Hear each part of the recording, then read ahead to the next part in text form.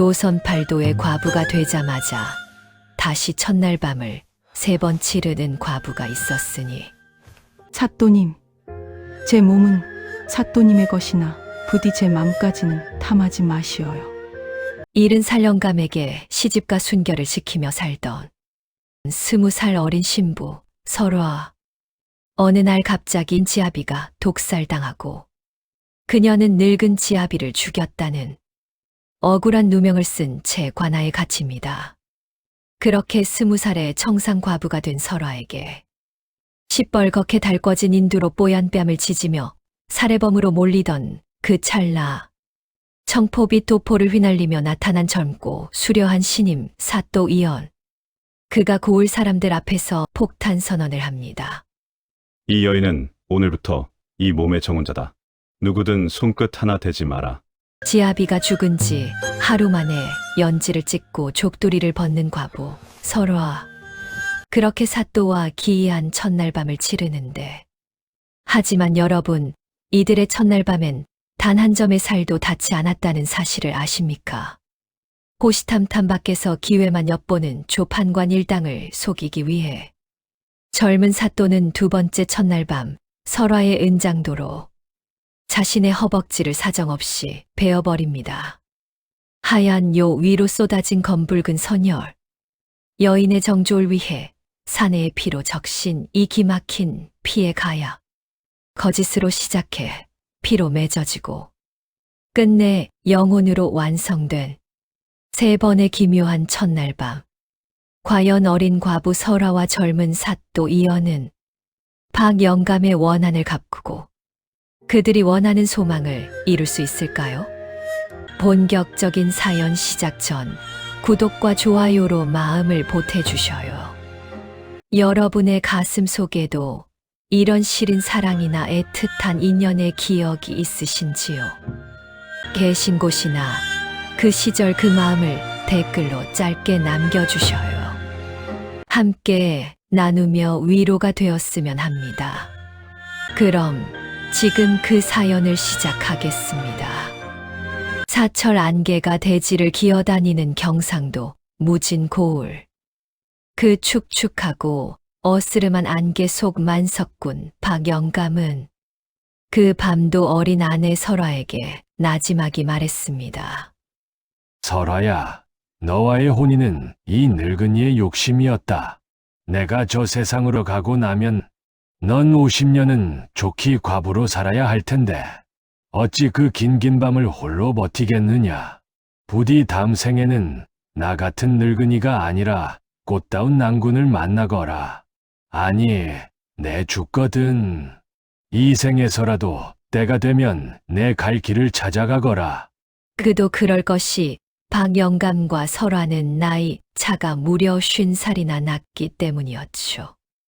그런 서글픈 말을 들을 때면 설화는 늘 영감의 손을 잡으며 이렇게 말하곤 했습니다. 죽는 날까지 저에게 지아비는 오직 영감님 한 분뿐이어요. 어찌 제가 다른 마음을 품겠습니까?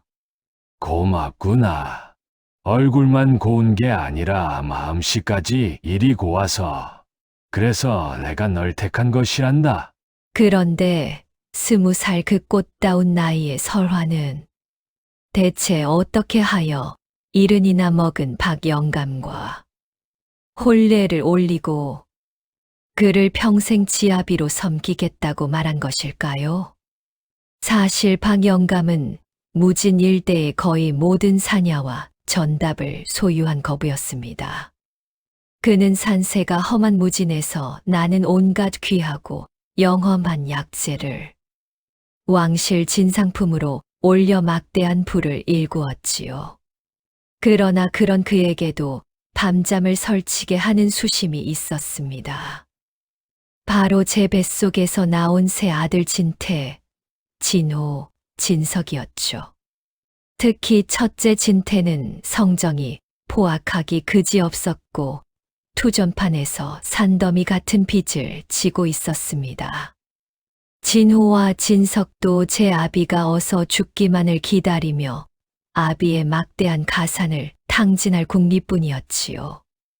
영감은 오늘도 침소에 비스듬히 누워 깊은 한숨을 내쉬었습니다.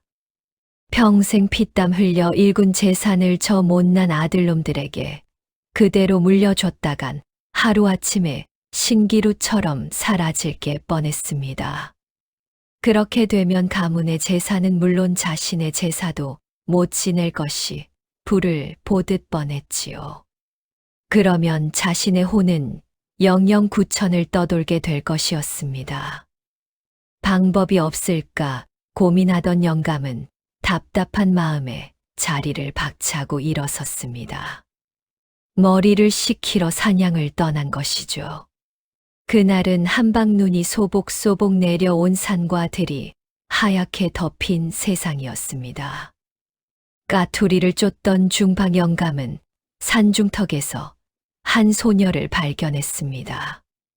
그 소녀는 눈 속에서 무언가 약초를 찾고 있었습니다. 저 소녀인가? 박 영감은 지레 생각했습니다.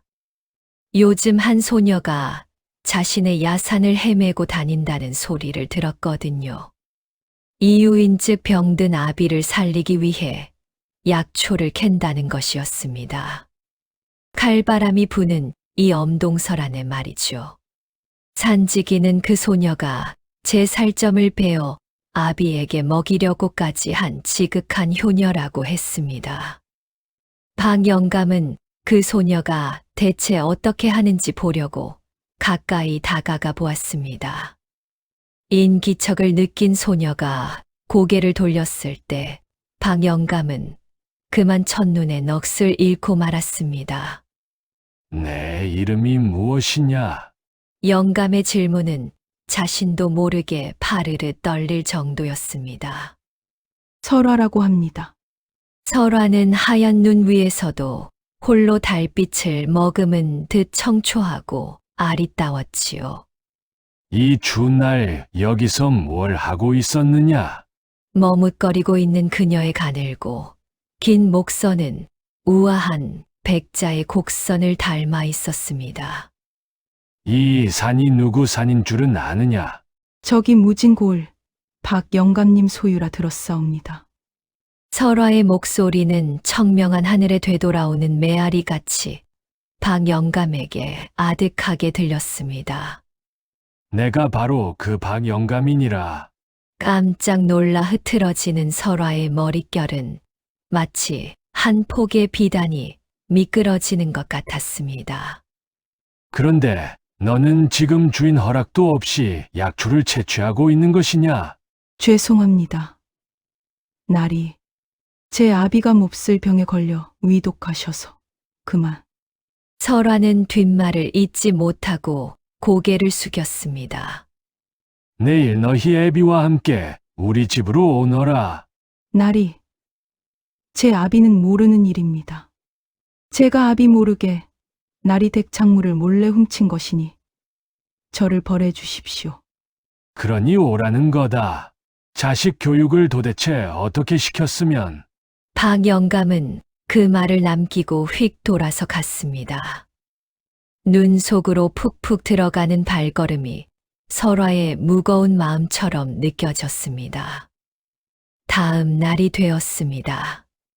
설화는 오랜 병치레로 쇠약해진 아비를 부축하고 박 영감 댁으로 향했습니다. 영감님, 어제 그 설화라는 아씨가 아비를 데리고 와서 영감님을 뵙길 청한답니다. 그래, 어서 들어오라 해라. 설화와 그 아비는 마음에 커다란 돌 하나를 얹은 채 박 영감의 처소로 들어갔습니다. 둘은 죄인처럼 고개도 들지 못하고 박 영감 앞에 섰습니다. 설화의 애비가 무거운 목소리로 입을 뗐습니다. 박 영감 나리. 모든 것은 자식 교육 못 시킨 제 불찰입니다. 부디 이 아이만은 한 번만 용서해 주시고. 그때였습니다. 무슨 그런 말씀을 하십니까? 정말 훌륭한 딸을 두셨더군요. 어서 이리 와 앉으시지요.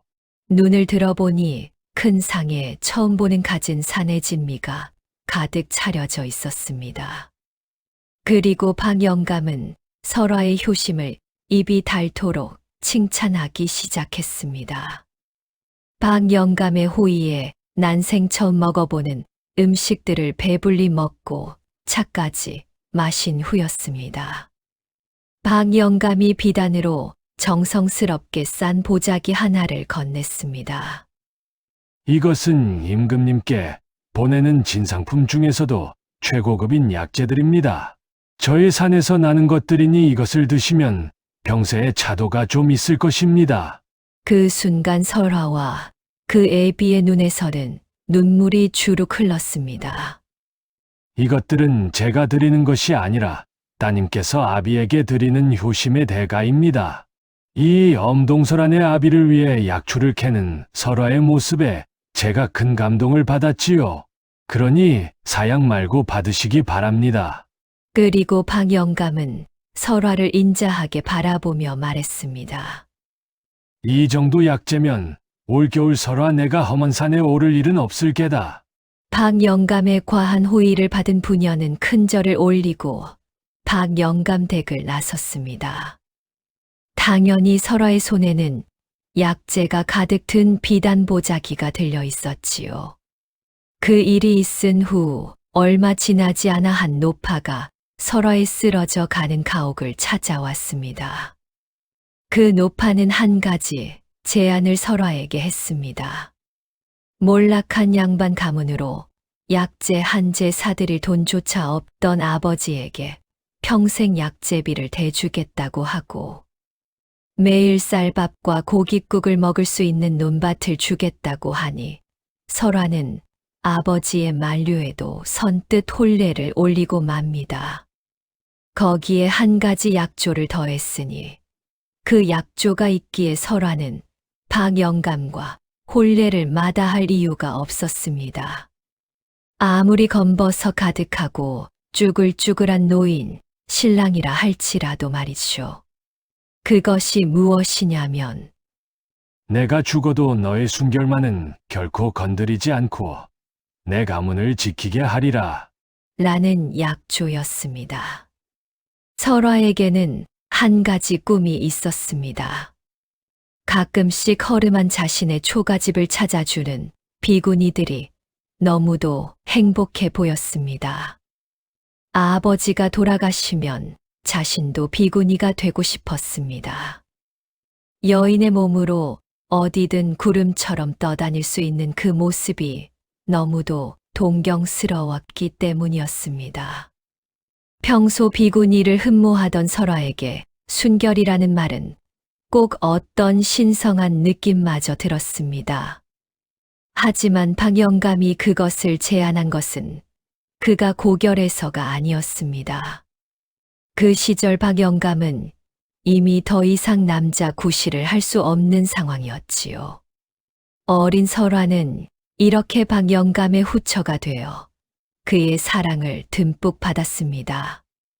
박 영감은 어린 신부를 보는 것만으로도 좋은데 그 어린 신부가 영특하기까지 했으니 이루 말할 게 없었지요. 영감의 품으로 들어간 설화에게 영감은 지극정성을 다했습니다. 박 영감은 설화를 가문의 재산을 지키고 아들들의 탐욕을 잠재울 진정한 재산의 신탁자로 키워나갔습니다. 역시 영민한 설화는 가르치는 대로 곧잘 해내었습니다. 그리고 때가 되었을 때 박 영감은 유서의 초안을 작성하였습니다. 내 전 재산의 관리를 설화에게 맡기노라. 나의 친자식들은 매달 그들의 행실에 따라 설화에게서 생활비를 받았을 것이니라. 설화는 그 말이 무슨 말인 줄 알았습니다. 때가 되면 영감님의 막대한 재산을 아들들과 손자들에게 잘 돌려주겠나이다. 영감님 저 세상 가시면 천상 과부가 무슨 돈이 필요하겠나이까. 유원장에 대한 소문이 자식들의 귀에 들어간 것은 그로부터 며칠 뒤였더랍니다. 그러나 못난 자식들은 박영감의 깊은 속뜻을 몰랐습니다. 아버님이 노망이 드셨구나.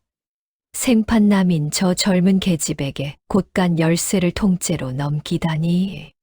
우리가 손가락만 빨고 있을 줄 아나. 장남 진태는 아버지에게 빚을 많이 진 고을의 권력 실세 조 판관을 은밀히 찾았더랍니다. 조 판관은 조정의 연줄까지 닿고 있는 무서운 인간이었죠. 조 판관은 알력으로 박영감에게서 굵직굵직한 큰 돈을 많이 빌렸는데 그게 눈덩이처럼 커져서 이제 이자조차 감당하기 힘든 파산 직전의 상황이었죠. 큰아들 진태는 아버지의 금전장부를 몰래 보고 이를 잘 알고 있었습니다. 조 판관은 자신의 빚을 지우는 조건으로 영감을 제거할 음모를 함께 꾸몄지요. 거기에 하나 더 박영감의 후처인 설화까지 자기 놀이개로 받는 조건이었습니다.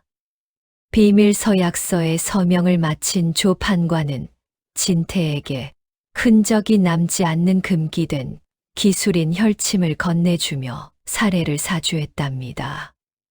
목련 꽃이 피 봄바람에 힘없이 떨어지던 그 밤, 박영감은 설화가 정성껏 하려온 도라지, 골을 먹고 일찍 잠에 빠져들었지요.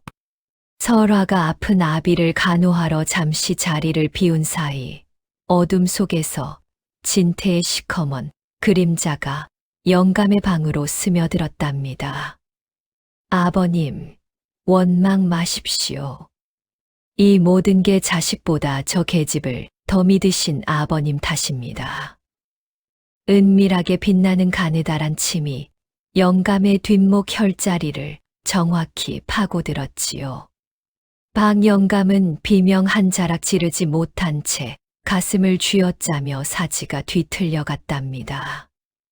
숨이 끊어지는 그 고통스러운 순간에도 영감은 마지막 힘을 다해 침상 및 비밀 유언장을 움켜쥐려 했으나 손가락은 허무하게 허공만 휘저었지요. 다음 날 아침 비명 소리와 함께 저택은 아수라장이 되었습니다. 설화는 곡소리를 낼 틈도 없이 늙은 남편을 독살했다는 천인공노할 누명을 쓴 채 관하로 끌려갔습니다. 무진 고을 관하 동원 마당에는 살벌하기 그지없는 기운이 감돌았습니다. 조 판관의 사주를 받은 형방들이 설화를 형틀에 묶고 모진 곤장을 친 후 시뻘겋게 달궈진 인두를 그 청초한 뺨에 들이대고 있었습니다. 이 유사스러운 계집, 지아비를 줄이고 재산을 빼돌리려 한 게로구나. 당장 실토하지 못할까? 결단코 저는 영감님을 죽이지 않았사옵니다. 저는 그날 밤 아버지 집에 다녀왔을 뿐입니다. 시끄럽다. 바른대로 자백할 때까지 살을 태워라. 붉은 인두가 설화의 뺨에 닿을 듯 말 듯할 찰나였습니다. 관아 정문이 마치 벼락이라도 맞은 듯 활짝 열리며 보랏빛 도포 자락을 휘날리는 한 사내가 호령하며 들이닥쳤지요. 당장 그 인두를 치워라. 이 무슨 짐승 같은 짓이냐. 오늘 막 부임한 신임 사또 이연이었더랍니다. 이연의 용모는 수려함의 극치였지요. 차가운 옥을 깎아 만든 듯한 날카로운 콧날과 굳게 담은 입술은 범접할 수 없는 위엄을 풍겼고 가끈 아래로 내비치는 깊은 눈매는 밤하늘의 북극성처럼 예리하게 빛났답니다. 훤칠한 기계와 군더더기 없는 몸놀림은 마치 잘 벼려진 검 한 자루가 우뚝 서 있는 듯 했지요. 이연은 형방의 손목을 단숨에 낚아채며 조 판관을 매섭게 쏘아보았습니다. 고문은 진실을 가리는 무능한 자들의 도구일 뿐이다. 법이란 모름지기 명확한 이치와 증거로 말해야 하는 것이지. 어찌 부임 첫날부터 백성의 비명으로 내 귀를 더럽혔냐. 박영감의 장례를 치룬 사흘 후 정오까지 내가 진범을 밝혀낼 터. 그때까지 이 여인을 옥사로 이송하고 손끝 하나 대지 마라. 만약 정오까지 증자를 찾지 못한다면 그때는 법대로 국문에도 내 관여치 않겠다. 이연의 당당한 약조의 관졸들은 쥐 죽은 듯 조용해졌고 설화는 정신을 잃어가는 와중에도 자신을 감싸준 한 사내의 강렬한 눈빛에 가슴 한 구석이 덜컹거리는 것을 느꼈더랍니다. 그날 밤 이연은 등불 하나만 들고 홀로 지하 옥사로 향했지요. 눅눅한 곰팡이 냄새가 진동하는 그곳에서 이연은 또 다른 충격을 받게 됩니다. 낮에 신임 사또가 당도하기 전 모진 고문으로 고통을 겪은 여인이 제 몸 하나 가누기 힘든 만신창이 처지에서도 구석에 쓰러진 치매 노인 죄수를 돌보고 있었던 것이지요. 그 여인은 제 소복 저고리를 벗어 노인의 어깨를 덮어주고 찢어진 치마폭에 물을 적셔 노인의 오물을 말없이 닦아내고 있었답니다. 어르신 괜찮으세요? 조금만 참으셔요. 이제 곧 따뜻한 봄볕이 들 거예요. 그리고 설화는 한숨을 내쉬었습니다. 박 영감님. 영감님의 장례도 참여치 못하는 못난 소녀를 용서해 주시와요. 그 한숨과 함께 소복 아래 드러난 설화의 하얀 어깨와 피 맺힌 손등이 등불에 비칠 때 옥사 창살 너머로 이를 지켜보던 이연은 숨이 멎는 듯한 기분을 느꼈습니다. 저토록 아리따운 여인이 어찌 저리도 지극한 마음을 가졌단 말인고. 이연의 차가운 이성이 설화의 심성 앞에 작은 미동을 하고 있었습니다. 무진 고울의 아침은 여전히 무거운 안개에 잠겨 있었습니다.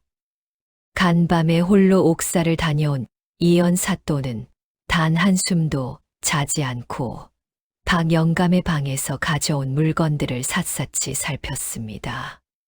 그는 특히 영감이 죽기 직전까지 마셨다는 도라지, 차 단지와 그 옆에 놓여 있던 8 복목련 병풍에 주목했지요. 조 판관과 박씨 형제들은 박 영감의 장례를 마치자마자 사또 이연이 있는 관하로 쳐들어갔습니다. 사또 사흘 후 정오가 다 되었소. 이제 장례도 다 치렀고 약속한 대로 이 시간까지 진범을 찾지 못한다면 저 계집은 국법에 따라 내 신문장으로 넘겨야 할 것이오. 조 판관의 오만방자한 목소리가 관아 마당에 쩌렁쩌렁 울려 퍼졌습니다. 마당에는 고을 백성들이 구름처럼 몰려들어 젊고 수려한 사또의 행보를 숨죽여 지켜보고 있었지요. 이연은 정갈한 몸가짐으로 천천히 단상에 올랐습니다. 그의 눈은 밤샘 작업에도 불구하고 날카로운 검기처럼 번뜩이고 있었습니다. 차가운 옥을 깎아 만든 듯한 그의 빼어난 얼굴에는 서늘한 자신감이 서려 있었지요. 조 판관 대감, 그리 서두르지 마시오. 진실은 해가 중천에 떴을 때가 아니라 해가 잠시 숨었을 때 비로소 고개를 드는 법이니 말이오. 이연의 알 수 없는 묘한 말에 사람들은 술렁였습니다. 해가 숨다니 대낮에 그게 무슨 해괴한 소린가 하는 수군거림이 파도처럼 일렁였지요. 이연은 아랑곳하지 않고 박씨 형제들을 단상 아래로 불러 세웠습니다. 특히 장남 진태는 도박 빚에 시달리던 터라 이번 기회에 재산을 가로채려 눈을 부릅뜨고 있었습니다. 하지만 이연의 날카로운 시선이 다차 안색이 종이장처럼 창백해졌지요. 박진태, 자네는 아버님이 돌아가시던 밤 건너방에서 한 발자국도 나오지 않았다고 했나? 그렇사옵니다. 사또. 소인은 깊은 잠에 빠져 아침에야 변고를 알았나이다. 허면 자네의 소매 끝에 묻은 이 검은 얼룩은 무엇인가? 어제 장례를 치르며 묻은 흙이라고 했었지.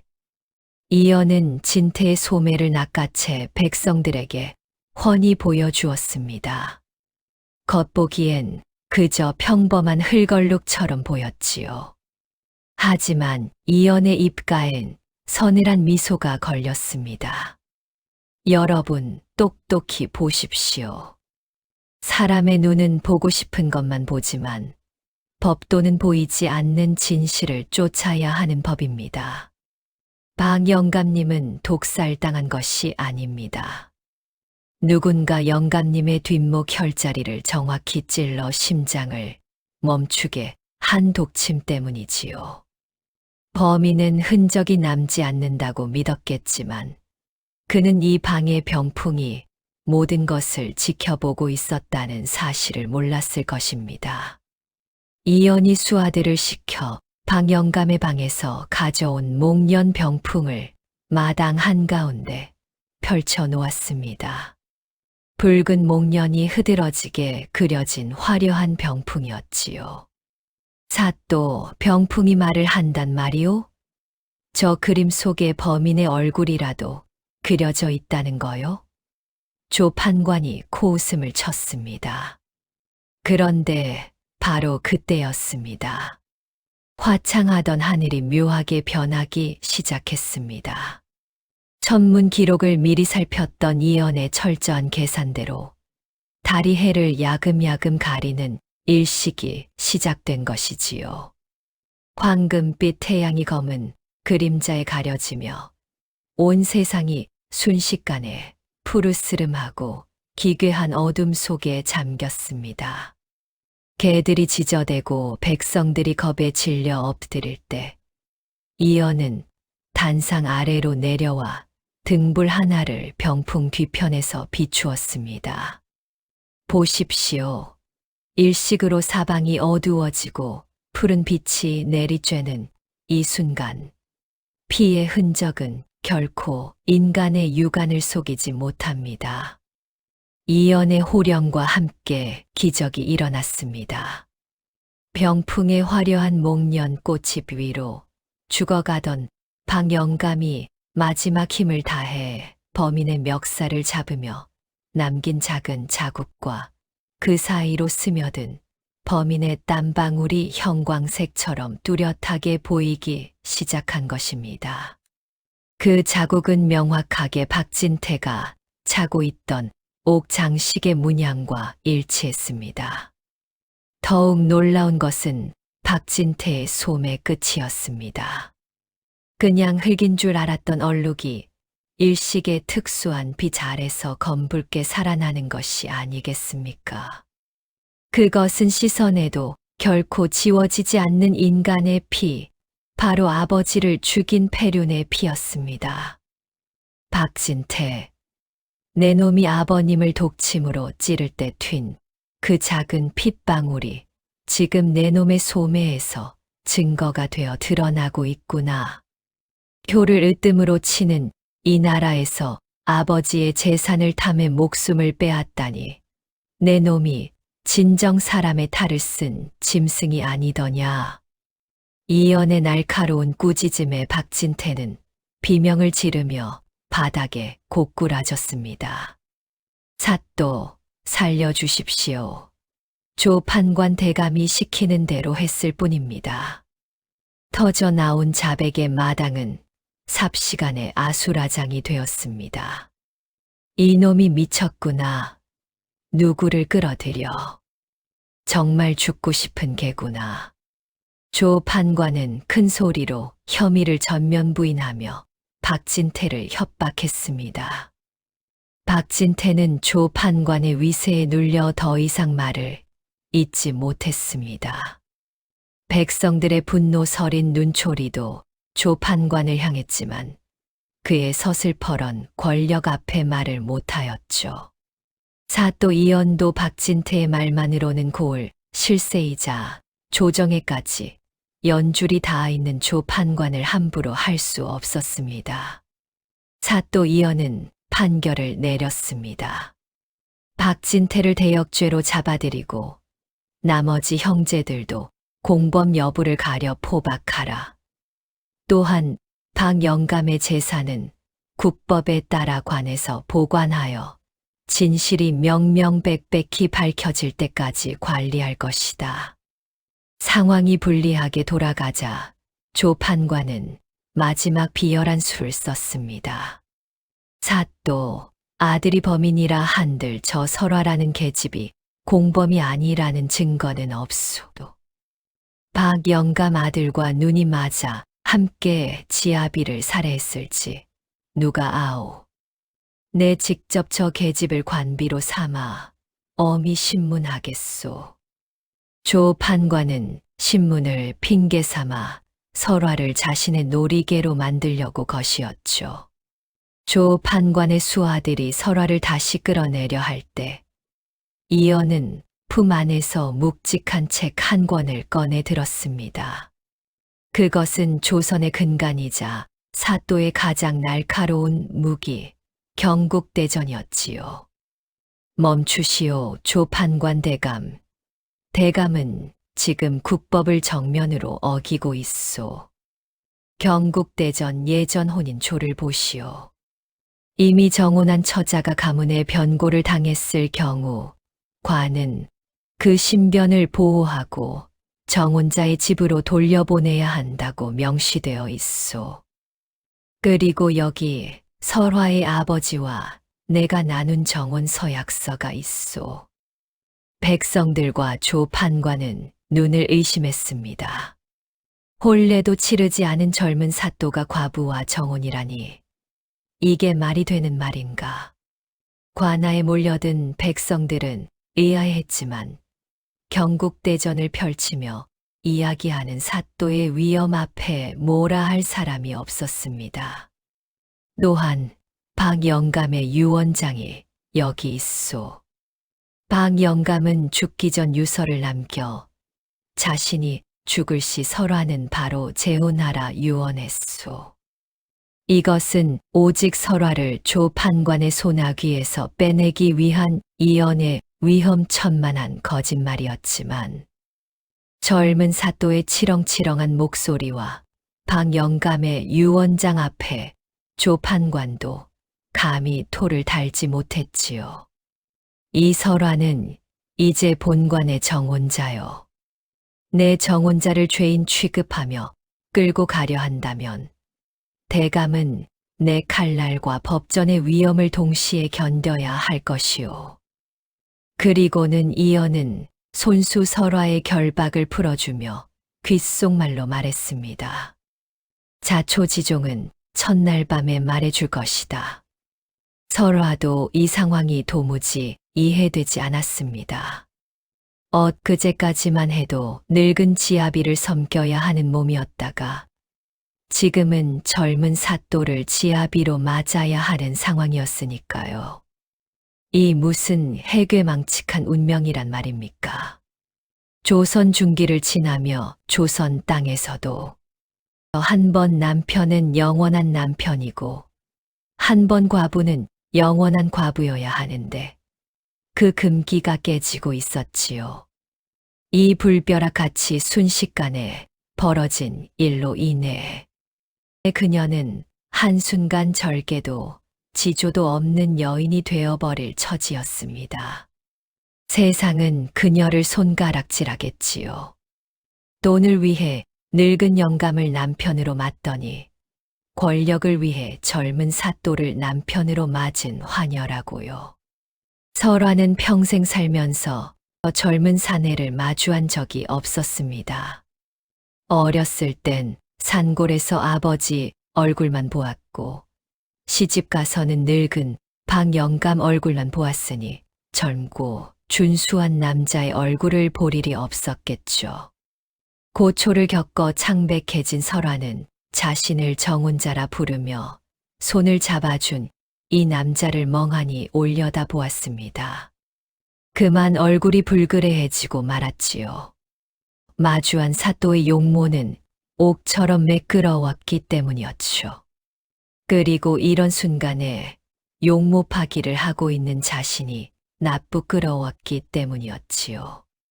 그날 밤 설화는 관아 안채로 옮겨졌고 두 사람의 첫 번째 첫날 밤이 찾아왔습니다. 안채 마당 구석에는 조 판관이 보낸 밀정들이 창호지 문에 바짝 귀를 기울이고 있었습니다. 사또가 정말 저 과부를 취하는지 똑똑히 지켜보거라. 만약 전연을 어찌하기 위해 꾸민 짓이라면 사또는 분명 가짜 부부 행세를 할 것이다. 알겠느냐? 풋내기 젊은 사또, 내가 그렇게 순순히 넘어갈 성시푸? 조 판관의 예리한 명이 어둠 속에 내려졌지요. 방 안의 촛불은 일렁이고 설화는 붉은 치마 저고리를 입은 채 고개를 숙이고 앉아 있었지요. 손에는 박 영감이 생전에 선물했던 은장도를 꽉 쥐고 있었습니다. 설화가 낮고 단호한 목소리로 사또 이연에게 말했습니다. 사또님 앞에서는 붉은 치마를 입었사오나 소첩의 속치마는 여전히 영감님을 향한 하얀 소복이옵니다. 사또님, 제 몸은 사또님 것이나 제 맘까지는 빼앗을 수 없나이다. 영감님의 떠나시는 길도 배웅 못해드리고 이리 연치를 찍었으니 평생 지아비 한 분만 섬기겠단 약조를 어겼으니 여기서 차라리 죽겠나이다. 은장도를 빼 자신의 목에 찌르려는 설화의 손목을 사또 이연이 잽싸게 잡았습니다. 설화야, 지금부터 내 말 똑똑히 듣거라. 절개를 지키기 위해 내가 죽겠다면 어쩔 수 없다다. 하지만 내가 죽고 나면 죽은 박 영감의 원한은 누가 씻어주고 저 탐관오리들은 누가 벌한단 말이냐? 그리고 내 늙은 애비는? 당장 너를 살리고 범인을 잡을 최선의 방책이 이 가짜 혼례뿐이었느니라. 우리는 오늘 밤 부부가 아니라 진짜 범인을 잡기 위해 잠시 동지가 되는 것이다. 알겠느냐? 그래서 어젯밤 너희 아버지에게도 허락을 받았느니라. 지금 밖에서 쥐새끼들이 우리를 지켜보고 있다. 그러니 우리는 오늘 밤 부부인 척 연기를 해야만 한다. 조 판관의 죄를 모두 밝혀내면 우리의 결혼은 거짓이었다고 공표할 것이다. 그때까지만 수치스럽더라도 참아다오. 이연은 잠시 말을 멈추더니 소매 속에서 낡았지만 깨끗하게 접힌 하얀 손수건 하나를 꺼내 보여주었습니다. 내 가슴 속에는 이미 10년 전 약속한 정인이 깊이 뿌리 내려 있어 너를 품을 수도 없단다. 미안하다. 상의도 없이. 밖에서 밀정의 헛기침 소리가 들려왔습니다. 사또님, 밤이 깊었사온데 어찌 안채의 불이 꺼지지 않나이까. 이제 우리의 연기가 시작될 때다. 사또 이연은 후 바람을 불어 촛불을 꺼뜨렸습니다. 너는 밖을 속이도록 간간히 거친 숨을 내쉬어야 한다. 설화는 그 순간 난감했습니다. 남자의 손도 한 번 잡아본 적이 없고 첫날 밤이 어찌 되는 건지 알지도 못하는 그녀였기 때문입니다. 그저 사또가 시키는 대로 해볼 뿐이었습니다. 그러나 설화는 어찌해야 할지 몰라 얼굴만 붉히고 있었지요. 거친 소리를 내라는 이연의 말에 설화는 거친 소리가 어떤 것인지 머릿속으로 떠올려 보았습니다. 화낼 때 내는 소리인가? 아니면 숨이 찰 때 나는 소리인가? 도무지 알 수가 없었습니다. 왜 수줍어하는 게냐? 수줍어할 것 없다. 이연의 말에 설화는 쥐구멍이라도 들어가고 싶었습니다. 순결하다는 게 왠지 지아비에게 인정받지 못한 부족한 여인이라는 생각이 들었지요. 그래서 하는 수 없이 아무 소리나 냈습니다. 헉, 부끄러운 개구나. 그럴 수 있지. 내가 그 생각을 못했다. 사내의 그 다정한 말에 설화는 자신도 모르게 난생 처음 눈물이 맺혔습니다. 그 따뜻한 말투, 꼭 진짜 지아비 같은 배려. 그 순간 설화는 사또가 가슴에 품고 있는 손수건의 정인이 왠지 부럽다는 생각이 살짝 들었습니다. 저분의 정인이란 분은 어떤 분일까? 참 행복하시겠구나. 사람의 인연이란 참으로 묘한 것이었습니다. 일면식도 없던 사내일지라도 그가 던진 돌 하나에 호수의 파장이 어찌 번질지 모르는 법이지요. 그렇게 두 사람은 살 한 점 닿지 않은 채 오직 밖을 속이는 서투른 연극으로 긴긴 밤을 지새웠습니다. 살기 위해 선택한 가짜 혼례, 그렇게 거짓으로 지샌 첫 번째 밤이었습니다. 문 밖의 쥐새끼들을 속이려 내뱉던 서툰 숨소리 너머로 두 사람의 심장엔 이미 거부할 수 없는 인연의 불꽃이 소리 없이 피어오르고 있었습니다. 안개가 새벽녘의 차가운 기운을 머금고 툇마루를 눅눅하게 적실 때 먼저 눈을 뜬 것은 설화였습니다. 비록 연극이었지만 평생 사내의 얼굴을 이리도 가까이서 본 것은 머리털 나고 처음 있는 일이었지요. 잠든 이연의 얼굴은 낮의 차가운 법 집행자의 모습과는 달리 가피연한 새벽 이슬처럼 맑고 정갈했습니다. 설화는 자신도 모르게 손을 뻗어 그의 미간에 잡힌 옅은 주름을 펴주고 싶었지요. 꿈속에서도 정인을 찾아 헤매고 있나. 아차, 밖에서 지켜보고 있었지. 설화는 서둘러 자리를 정돈하고는 이연을 깨우기 위해 나지막이 목소리를 냈습니다. 하지만 이연은 이미 깨어 있었습니다. 이연은 헛기침을 하며 온매무새를 가다듬었지만 정작 데님을 매는 손길은 서툴기 짝이 없었습니다. 책은 달달 외워도 정작 제 몸의 옷을 정갈이 하는 데는 영 초보였던 것이지요. 이게 왜 일이 잘 안 되는 것인가? 이 매듭이 도대체 어느 쪽으로 가야 한단 말이냐? 끙끙대는 이연의 모습에 설화가 빙글에 미소를 지으며 다가왔습니다. 그녀는 비록 늙은 방 영감이었으나 남편을 모시며 살림의 도를 깨우친 인물이었지요. 설화는 숙련된 솜씨로 이연의 앞에 무릎을 굽히고 앉아 그의 데님을 맺고 옷고름을 정갈하게 잡아주었습니다.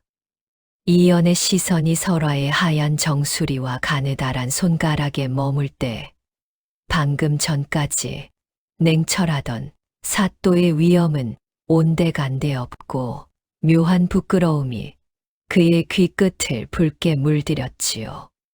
사또님, 아니 서방님. 대님은 이리 밖으로 향하게 묶어야 걷기가 편하십니다. 소첩이 챙겨드릴 터이니 걱정 마셔요.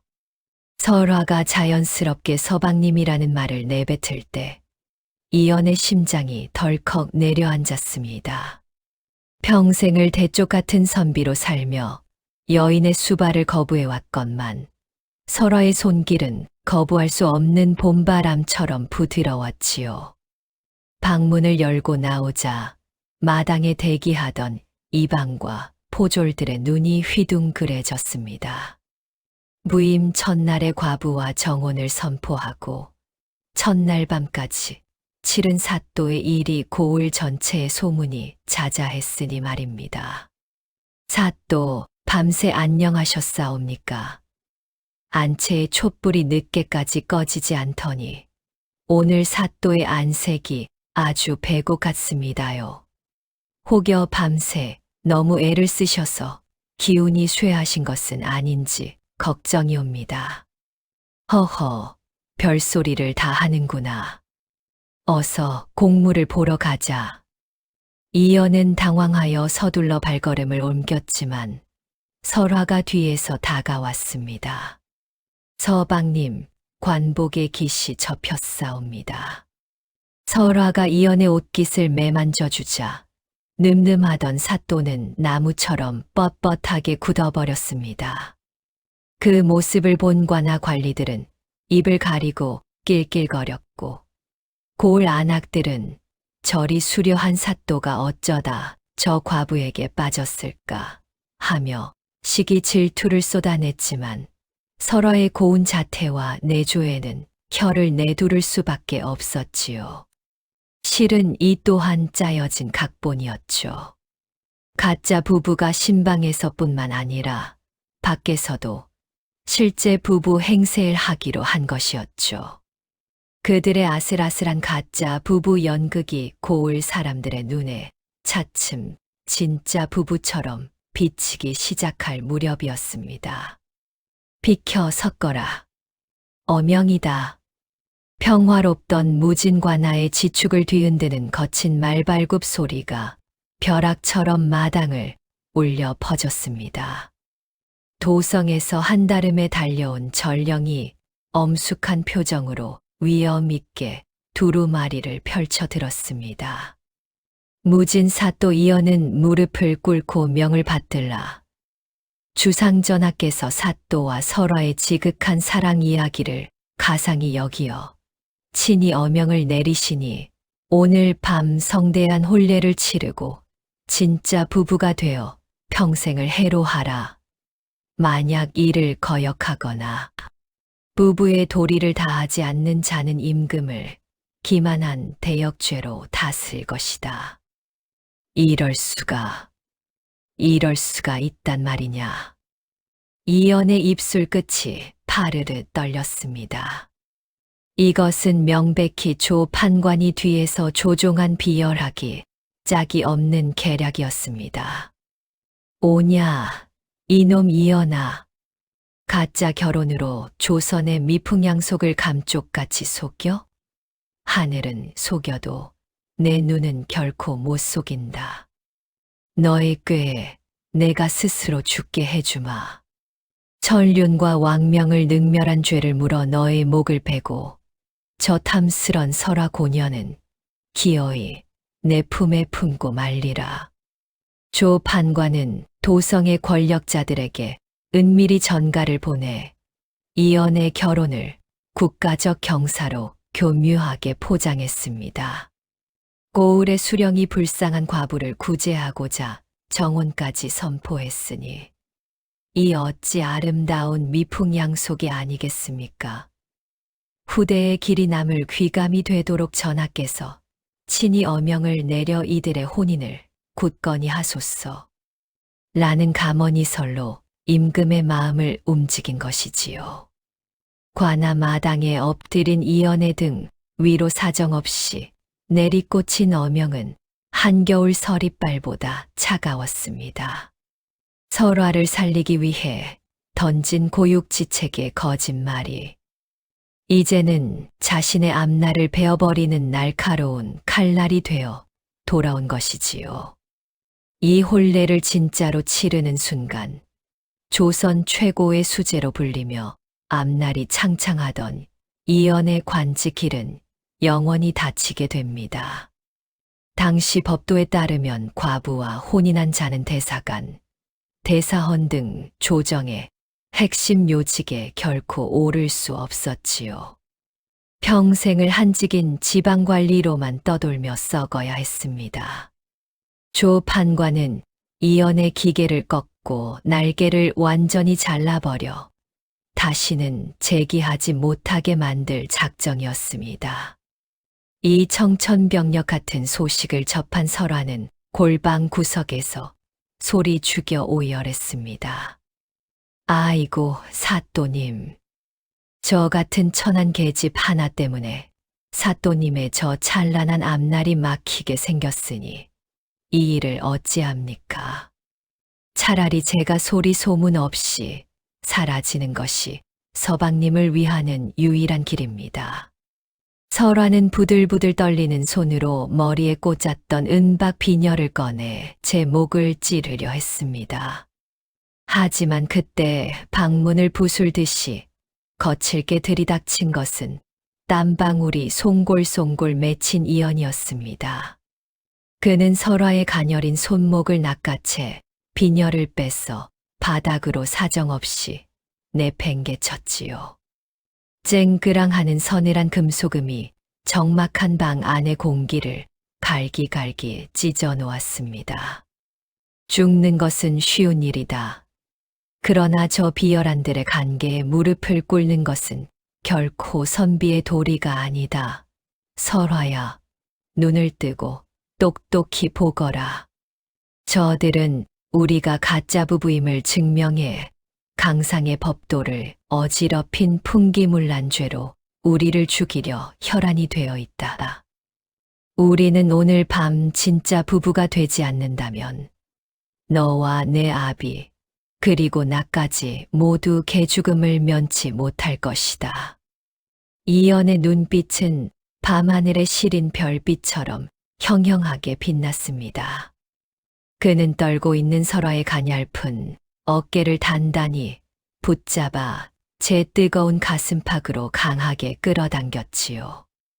내가 평생 관직에 나가지 못해도 좋다. 내 인생이 망가져도 좋단 말이다. 그러니 마음을 굳게 먹어라. 오늘 밤 우리는 세상에서 가장 완벽하고 치밀한 연기를 해야만 한다. 이연의 품 안에서 전해지는 묵직하고도 정직한 심장 소리에 설화는 비로소 통곡을 멈추었습니다. 사또의 가슴은 평소의 차가운 이성과는 달리 너무나도 뜨겁게 고동치고 있었지요. 설화는 그 온기에 의지의 생애 두 번째, 붉은 혼례복을 입기 시작했습니다. 관아 마당에는 조 판관의 주도로 전례가 없는 성대한 혼례식이 열렸습니다. 붉은 대추와 밤이 산더미처럼 쌓이고 화려한 풍악 소리가 무진 고을을 뒤흔들었지만 그것은 축복의 소리가 아니라 이연을 조롱하고 비웃는 장례식이나 다름없었습니다. 조 판관은 음흉한 미소를 띠며 머릿속을 굴렸습니다. 설화 너를 내 품에 취하지 못한다면 너를 제 서방의 앞길을 막은 재수 없는 년으로 만들 것이다. 허나 너희가 가짜 부부라면 넌 필시 내 놀이개가 되어야 할 게야. 그 생각에 기분이 좋아진 조 판관이 간사한 목소리로 사또 이연에게 말했습니다. 사또, 임금님의 은혜가 참으로 만극하오이다. 오늘 밤은 부디 어명을 받들어 사내다운 기운을 만천하에 떨치셔야 할 것이오. 내 방 밖에서 밤새도록 사또의 기운찬 소리를 기다리고 있겠소이다. 하하하. 비열한 웃음을 흘리는 조 판관의 눈 뒤에는 살기 어린 의심과 음흉한 탐욕이 가득했습니다. 이연은 조 판관이 비웃으며 매미는 술잔을 단숨에 들이켰습니다. 술맛이 소금물보다 짜고 썼으나 이연은 단 한 치의 흐트러짐도 없이 설화의 손을 잡고 신방으로 향했습니다. 어느덧 깊은 밤, 안채에는 붉은 촛불 두 자루가 일렁이며 방 안을 야릇하고 몽환적인 붉은 빛으로 물들였습니다. 설화는 무거운 화롯을 입은 채 고개를 깊이 숙이고 앉아 있었지요. 연지곤지를 찍은 그녀의 얼굴은 밤에 핀 목련처럼 처연하도록 아름다웠고 가늘게 떨리는 속눈썹 아래로 스며 나오는 수줍음은 어느 남자의 심장이라도 단번에 녹일 듯 했습니다. 이연은 그런 설화를 말없이 오랫동안 바라보았습니다. 방 밖에서는 조 판관이 보낸 밀정들이 창호지 문에 구멍을 뚫고 숨소리조차 죽인 채 안의 동정을 살피고 있었습니다. 그들의 눈에는 칼날 같은 의심과 조롱이 서려 있었지요. 이제는 단순히 손만 잡고 자는 연극으로는 저들을 결코 속일 수 없었습니다.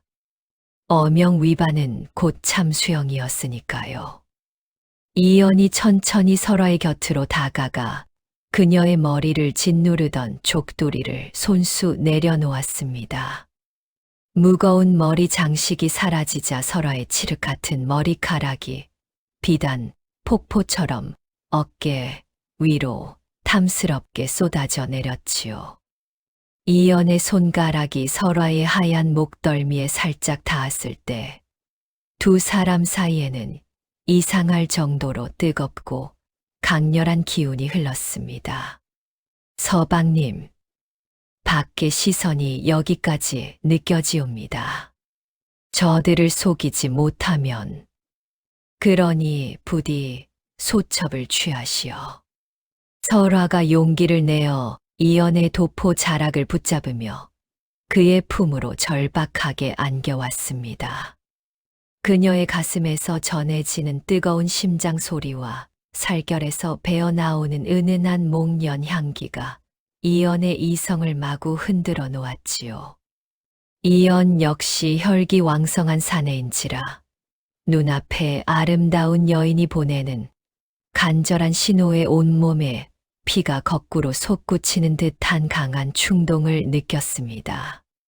하지만 바로 그 순간 이연의 소매 속에서 툭 하고 하얀 손수건 하나가 바닥에 떨어졌습니다. 10년 전 멸문지화를 당하며 헤어졌던 정인 율란이 준 유일한 징표였지요. 그 손수건을 본 이연의 눈빛이 찰나의 순간 차갑게 식어버렸습니다. 설화야, 잠시만 기다려다오. 이연의 목소리가 미세하게 떨리고 있었습니다. 밖에서는 조 판관의 밀정이 왜 이리 조용한 것이야? 하며 문틈으로 더 바짝 다가오는 소름 끼치는 기척이 들렸습니다. 이제 촛불을 꺼야 할 운명의 시간이 다가오고 있었지요. 무진관아의 신방 붉은 촛불은 이제 심지만을 남긴 채 눈물처럼 녹아내리며 위태롭게 흔들리고 있었습니다. 조선의 국법과 어명이라는 거대한 굴레가 두 사람의 목을 죄어오던 그 절체절명의 순간 설화가 천천히 고개를 들어 이연의 눈을 똑바로 바라보았습니다. 설화의 눈동자에는 두려움보다 더 깊은 결연함과 애정이 서려 있었지요. 사또님, 아니 서방님. 세상 사람들은 소첩이 이미 늙은 방 영감의 품에서 여인이 되었다고 믿고 있사옵니다. 허나 진실은 결코 그렇지 않사옵니다. 노쇠한 영감님께서는 저를 가문을 지킬 신탁자로 여기셨을 뿐, 단 한 번도 제 몸을 탐하지 않으셨습니다. 소첩은 아직 정갈한 처녀의 몸을 유지하고 있사옵니다. 이연의 눈이 크게 뜨였습니다. 설화의 아름다운 얼굴 위로 투명한 눈물이 한 줄기 길게 흘러내렸지요. 조 판관 또한 이 사실을 어렴풋이 알고 있을 것입니다. 박 영감댁을 드나들던 노파를 통해 소문을 이미 들었을 것이옵니다. 그러니 오늘 밤 요 위에 처녀의 붉은 증거가 남지 않는다면 조 판관은 우리가 가짜 부부임을 단박에 알아챌 것이고 서방님께서는 어명을 기만한 대역죄로 목숨이 위태로워지실 것입니다. 설화는 연지곤지가 찍힌 하얀 얼굴을 이연의 가슴팍에 묻으며 처절하고도 애절하게 속삭였습니다. 그러니 서방님, 부디 소첩을 품어주셔요. 소첩은 이미 방영감님의 복수를 위해 사또님의 사람이 될 것을 천지신명께 맹세했나니다. 제 몸을 바쳐 요 위에 피를 뿌리고 저 간교한 조 판관의 의심을 영원히 잠재우셔요. 그것이 서방님을 살리고 영감님의 복수를 하는 길이며 제 아비를 지키는 유일한 길입니다. 설화의 제안은 처절하고도 숭고했습니다. 그녀는 자신의 가장 소중한 절개를 버려서라도 이 고결한 남자를 지키고 싶었던 것이지요. 이어는 사내로서 거부할 수 없는 본능과 눈앞에 여인이 내미는 그 뜨거운 진심 앞에 심장이 터질 듯 요동쳤습니다. 칠흑 같은 머리카락 사이로 배어나오는 목련 향기가 그의 이성을 사정없이 흔들었지요. 하지만 이어는 그런 설화의 어깨를 떨리는 손으로 조심스럽게 밀어냈습니다. 그의 눈빛은 고통스러우면서도 밤하늘의 시린 별처럼 더욱 날카롭게 빛났습니다. 설화야, 내 마음이 어찌 이리도 깊단 말이냐. 허나, 내가 내 그 고귀한 정조를 제물 삼아 내 목숨을 구걸한다면 나는 더 이상 사내도 아니요. 백성을 다스릴 자격이 있는 선비도 아니다. 내가 지켜온 그 정갈함은 내 영혼의 빛이거늘 어찌 내 안위를 위해 그 빛을 허무하게 꺼트리겠느냐. 이어는 후 하고 강한 입바람을 불어 촛불을 꺼버렸습니다. 방 안은 순식간에 암흑 속에 잠겼고 창틈으로 스며든 희미한 달빛만이 두 사람의 윤곽을 기괴하게 비추었지요. 밖에서는 드디어 불이 꺼졌다 하는 비열한 웃음소리가 들려왔습니다. 그리고 이어는 잽싸게 설화의 은장도를 꺼내 자신의 오른쪽 허벅지를 겨냥했습니다. 너는 박영감과 약조한 대로 정갈한 몸을 유지하거라. 그것이 박영감에 대한 마지막 도리이니라. 설화가 놀라 그 손을 잡으려 했으나 이연의 의지는 태산보다 더 단단했지요. 사내의 피든 여인의 피든 어둠 속에서 요를 적시는 선열은 그 빛깔이 같은 법이다.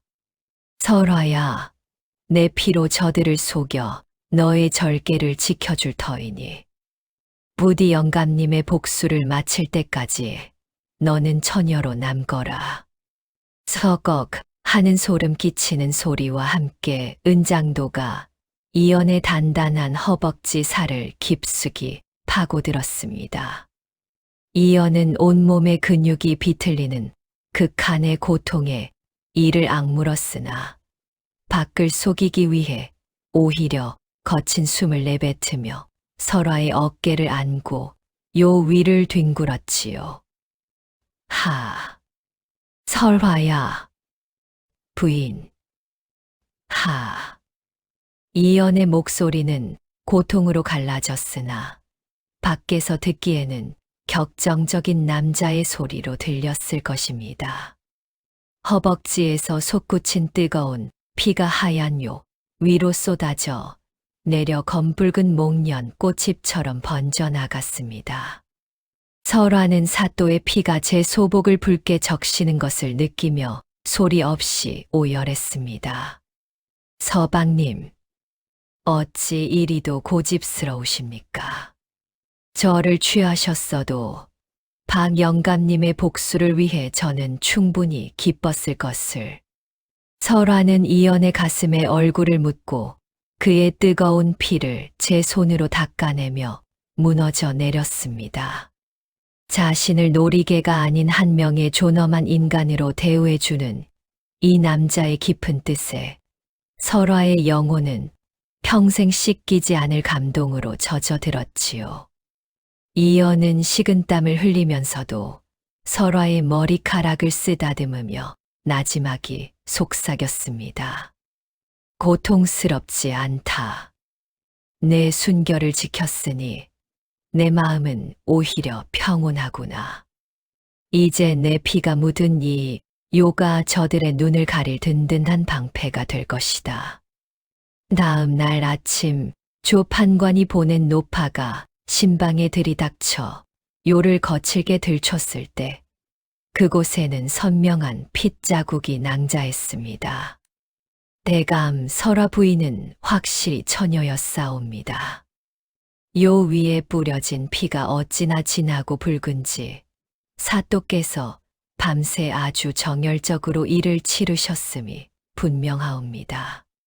조 판관은 그 보고를 듣고서야 의심을 거두고 비열하게 웃었습니다. 그 잘난 사또놈도 결국 계집 앞에서는 별 수 없군.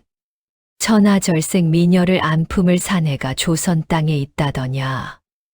설화라는 계집, 고년도 보통 것이 아니구나. 하지만 그 시각 이연은 설화의 부축을 받으며 간신히 관복을 입고 있었습니다. 피가 멎지 않은 다리를 천으로 겹겹이 동여매야 했고 그의 걸음걸이는 눈에 띄게 절룩거렸습니다.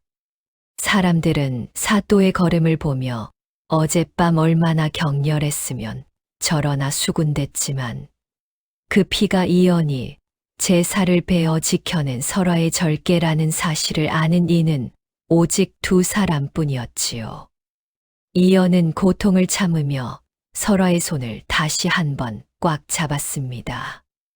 이제 사람들은 우리 사이를 믿을 것이다. 어명을 지켰기에 우리는 살 것이다. 그리고 반드시 조 판권을 잡아 그 죄를 밝힐 것이다. 어명이라는 거대한 사슬에 묶여 맞이한 두 번째 밤은 정이 아닌 피로 새긴 절개였습니다. 젊은 사또는 제 생사를 베어 여인의 꽃다운 이름을 지켰고 젊은 과부는 그 뜨거운 희생을 눈물로 닦으며 가슴에 묻었습니다. 살을 깎는 고통 속에 치러진 이 밤이야말로 죽음보다 깊은 맹세가 서로의 영혼에 낙인처럼 찍힌 동안의 밤이었습니다. 무진 고을의 밤은 차갑고도 무거웠습니다. 산지 사방에서 몰려든 안개는 관아의 높은 담장을 넘어 마당 구석구석을 눅눅하게 적셨지요.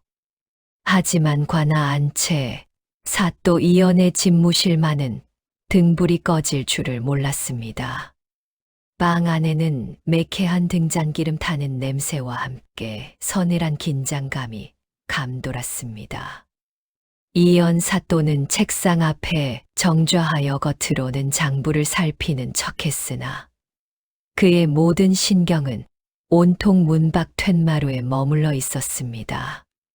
그곳에선 설화가 얇은 저고리 차림으로 찬 밤 공기를 맞으며 약초를 찍고 있었지요. 돌절구 속에서 약초가 으깨지는 쿵, 쿵 소리가 적막한 밤 공기를 타고 이연의 가슴을 무겁게 두드렸습니다. 설화야, 이만 들어오너라. 밤바람이 매섭다. 내 몸부터 상하면 어찌하겠느냐. 이연의 나지막한 부름에 설화가 조심스레 문을 열고 들어왔습니다. 등불 빛에 비친 설화의 얼굴은 창백했지만 눈동자만큼은 밤하늘의 북극성처럼 또렷하게 빛났지요. 그녀의 손에는 으깬 약초 뭉치와 깨끗하게 빤 무명천이 들려 있었습니다. 송구하옵니다, 서방님. 지난 밤에 겪으신 고초를 생각하니 잠이 오질 않아 이리 약이라도 준비해 보았습니다. 설화는 이연의 앞에 조용히 무릎을 꿇고 앉았습니다. 그리고는 가느다란 손가락으로 이연의 바지춤을 조심스레 걷어 올렸지요. 그곳엔 지난 혼례 날 밤 조 판관의 섯을 퍼런 의심을 뚫기 위해 이연이 스스로 제 살을 베어냈던 깊은 상처가 붉게 아물어가고 있었습니다. 아, 상처에 닿은 설화의 서늘한 손끝에 이연의 입술 사이로 낮은 신음이 새어 나왔습니다. 설화는 지극정성으로 상처를 살폈습니다. 혹여 사또님이 아플까봐 입술을 작게 오므려 후후 하고 찬바람을 불어넣었지요. 그 간지러운 숨결이 허벅지 살결에 닿는 순간 이연은 자신도 모르게 주먹을 꽉 쥐었습니다. 통증 때문이 아니었습니다. 여인의 따스한 숨결이 핏줄을 타고 심장 깊숙한 곳까지 번져나갔기 때문이었죠. 제 피를 대신에 흘려주신 이 상처가 제 심장에는 평생 지워지지 않을 문신이 될 거예요. 사또님, 저 같은 보잘것없는 계집을 위해 어찌 이리 모진 일을 하셨습니까?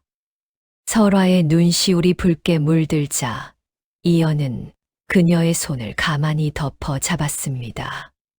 설화야, 내 몸의 흉터는 시간이 지나면 아물 것이다.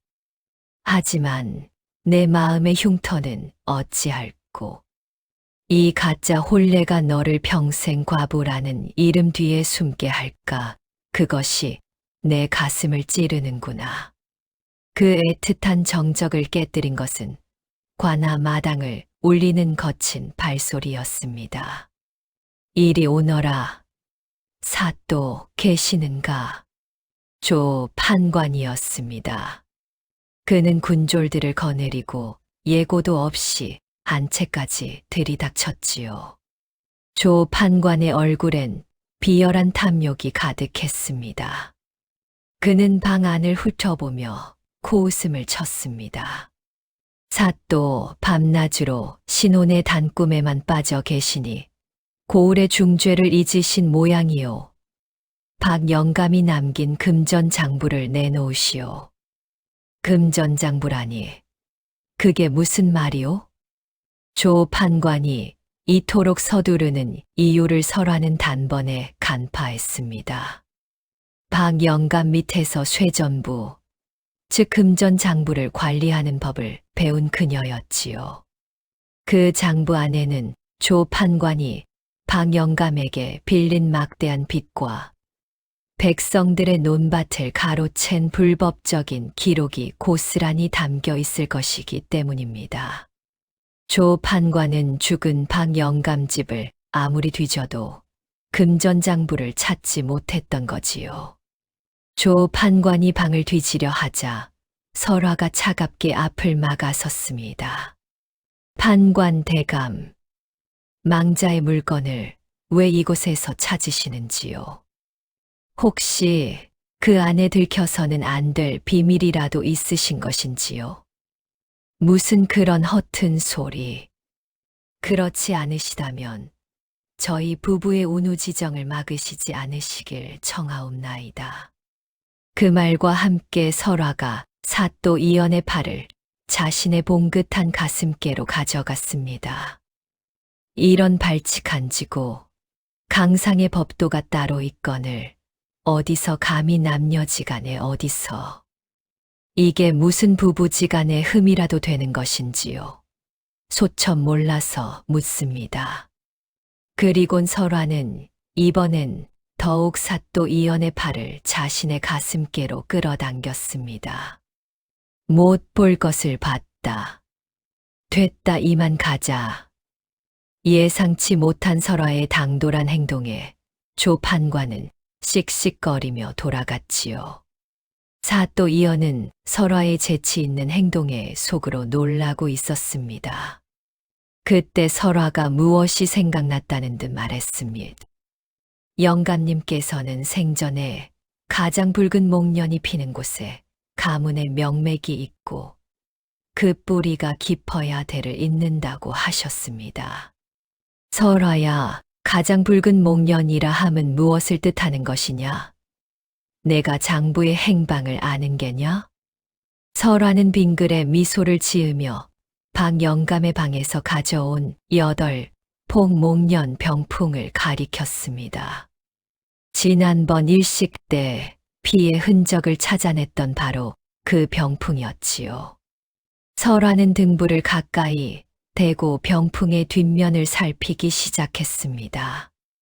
그녀의 가느다란 손가락이 붉은 목련이 가장 화려하게 수놓아진 비단 안쪽을 조심스럽게 뜯어내자 그 안에서 얇게 펴 바른 비밀 장부가 모습을 드러냈습니다. 설화, 내가 찾았구나. 진실은 가장 화려한 곳 뒤에 숨어 있는 법입니다.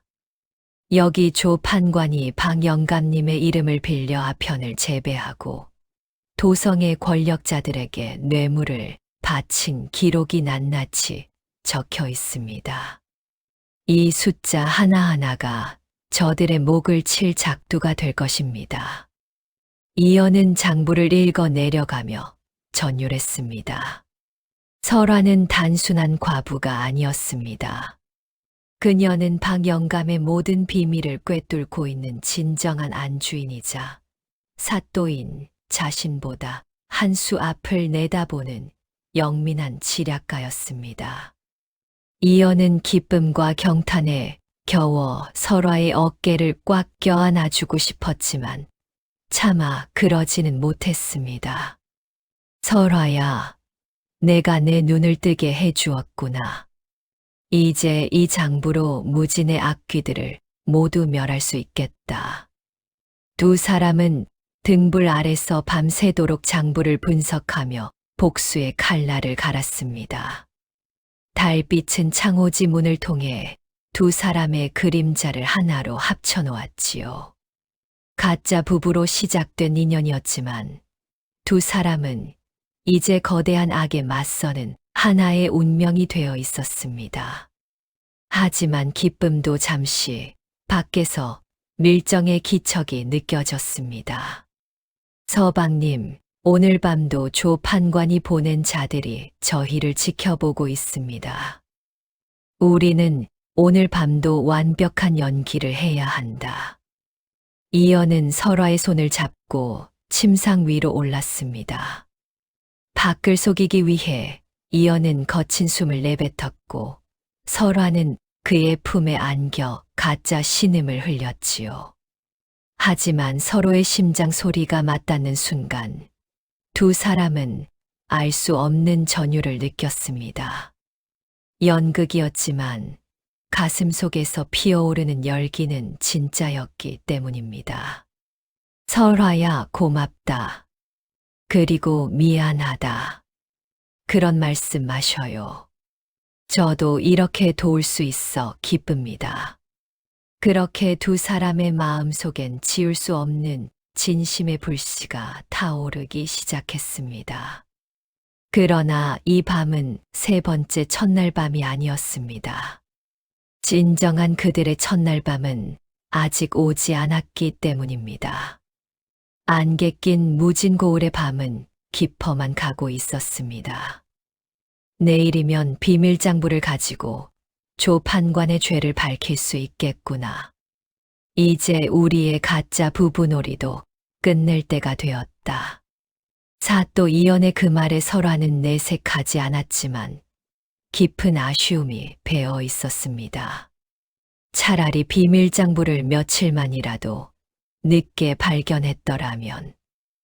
설화는 속으로 잠시 후회를 했습니다. 며칠간의 부부놀이는 어린 과부 설화에게는 꿈만 같았거든요. 아, 부부란 이런 걸까. 안타깝고 애틋하고 설레는 그런 감정일까.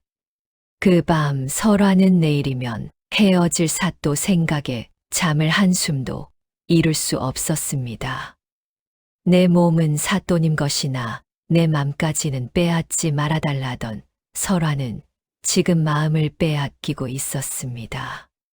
그것도 스스로가 말이죠. 그 깊은 밤 무진 고을의 안개는 유독과나 안채의 툇마루를 눅눅하게 적셨습니다.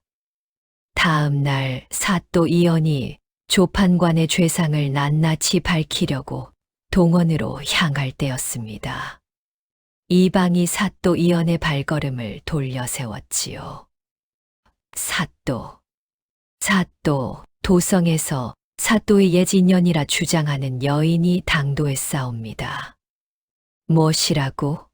사또 이연은 그 소식에 깜짝 놀랐습니다.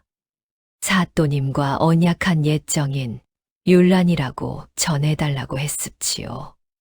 사또 이연은 한달음에 관아 정문으로 달려갔습니다. 관아 정문으로 들어선 화려한 비단 가마. 그 안에서 내린 여인은 10년 전 영모의 불길 속에서 제 손을 놓치고 사라졌던 정인 율란의 얼굴을 그대로 하고 있었습니다. 라나, 정녕 내가 살아있었더냐? 이연은 마치 홀린 사람처럼 여인의 손을 꽉 쥐었습니다. 마당 한쪽에서 약초를 고르던 설화는 안중에도 없었지요. 사또 이연은 지금 자신이 무엇을 해야 하는지 까맣게 잊고 있었지요. 설화는 연인의 정이 얼마나 깊었으면 저럴까 생각했습니다. 10년의 그리움은 이연의 냉철했던 이성을 단숨에 마비시켰습니다. 여인은 어느새 이연의 품에 안겨 가련하게 흐느끼고 있었습니다. 관비로 팔려가 모진 고초를 겪었사오나 도령님이 사또가 되셨다는 소문을 듣고 죽음을 무릅쓰고 찾아왔나이다. 하지만 그 모습을 지켜보던 설화의 코끝에 기묘한 향기가 걸렸습니다. 그것은 10년을 관비로 산 여인에게서 날 수 없는 향기였습니다. 박 영감 곁에서 온갖 귀한 약재와 독초를 다뤘던 설화의 예리한 후각이 본능적으로 경고를 보냈지요. 저것은 침향이 아니다. 사람의 신경을 마비시키고 환상을 보게 하는 미혼향이다. 설화는 이연의 앞을 가로막았습니다. 서방님, 정신을 차리셔요. 저 여인의 손목을 보십시오. 10년간 관비로 일했다는 손이 아닙니다. 밭을 갈고 빨래를 한 손 치고는 너무도 옥처럼 고우며 옷자락 끝에선 아편 창고에서나 풍기는 고약한 잔향이 배어있나이다. 닥치거라. 너의 그 영민함이 이제는 질투라는 추한 가면에 가려졌구나. 감히 박 영감의 장부를 지키던 그 잔꾀로 내 고결한 첫사랑을 모독하려 드느냐. 당장 내 눈앞에서 사라지거라. 미혼향에 취한 이연의 눈에는 설화의 충언이 그저 투기하는 여자의 독설로만 보였습니다. 사람의 마음이 이리 쉬이 변할 수 있는 건가요? 단 한 번도 남자를 사귀어보지 못한 설화는 이해할 수 없었습니다. 이런 사또의 마음을 다만 지켜주어야겠다는 마음뿐이었지요. 이연의 매몰찬 목소리는 은장도보다 더 깊게 설화의 가슴을 베어냈습니다. 이건 필시 무슨 계략이 있는 것이다. 결코 사또님이 빠지시게 둘 순 없어. 설화는 물러서지 않았습니다. 그녀는 미처 살피지 못한 병풍 뒤에 숨겨진 또 다른 작은 서찰을 찾아냈습니다. 그곳엔 조 판관이 도성 기방에서 500냥을 주고 사들인 기생 매향에 대한 기록이 선명하게 적혀 있었지요. 매향은 율란과 놀랍도록 닮은 외모를 가졌으며 사람을 홀리는 기술을 연마한 여인이었습니다. 설화는 비로소 조 판관의 계략을 완벽히 이해했습니다. 박 영감을 독살했듯이 사또를 독살하고 무진고을을 다시 제발 아래 두려는 음모였습니다. 운명의 그 밤, 매향은 이연의 방에서 은밀한 상아, 병을 꺼냈습니다. 도령님, 이 차만 드시면 우리 다시 10년 전 그 봄날로 돌아갈 수 있사옵니다. 자, 어서 드셔요. 그 차 안에는 사람의 의지를 꺾고 서서히 목숨을 앗아가는 천년독이 들어 있었습니다. 매향이 품어내는 미혼향에 취한 이연은 찻잔을 받쳐 들고 입술에 가져갔습니다. 그리고 입술에 대려는 찰나 설화가 문을 부술듯 열고 들어왔습니다. 설화는 더 이상 물러설 수 없었습니다. 사또가 자신을 질투의 눈먼 여인이라 욕하고 내쫓을지라도 말이죠.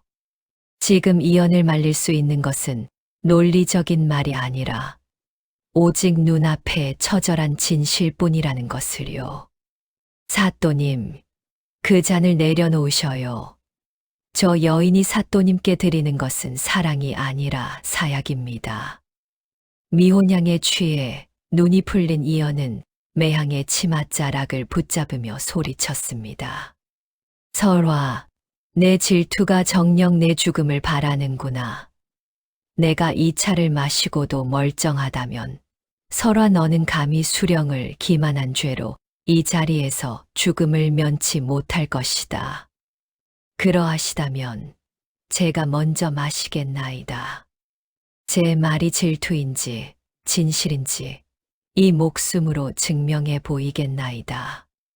설화는 이연의 손에서 찻잔을 낚아채 단숨에 들이켰습니다. 1초, 2초. 찰나의 정적이 흐르고 설화의 하얀 소복 위로 검붉은 피가 분수처럼 뿜어져 나왔습니다. 커윽. 설화는 가슴을 쥐어짜며 바닥으로 고꾸라졌습니다. 그녀의 하얀 목덜미를 타고 검은 도끼가 돋아나기 시작했고 아름다운 눈동자는 초점을 잃어갔습니다. 설화의 피가 이연의 관복 소매를 적시는 순간 기적처럼 이연의 눈을 가리고 있던 미혼향의 안개가 씻겨 내려갔습니다. 10년의 망령이 물러가고 자신을 위해 독배를 마신 아내 설화가 품 안에서 식어가고 있었습니다. 설화야, 설화야, 이게 무슨 짓이냐, 정신 차려라. 설화는 피를 토하면서도 떨리는 손을 들어 이연의 뺨을 어루만졌습니다.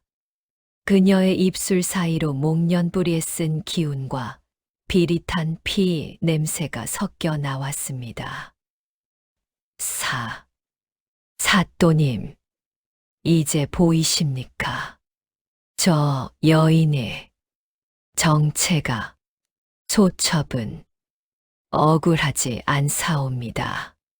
서방님의 눈을 뜨게 했으니 설화의 손이 힘없이 바닥으로 떨어졌을 때 이연은 짐승 같은 울음을 터뜨렸습니다. 잠시라도 더, 조금이라도 더, 가짜 부부라도 부부의 연을 맺고 싶었던 설화. 어린 과부 설화가 그렇게 시들어갔습니다.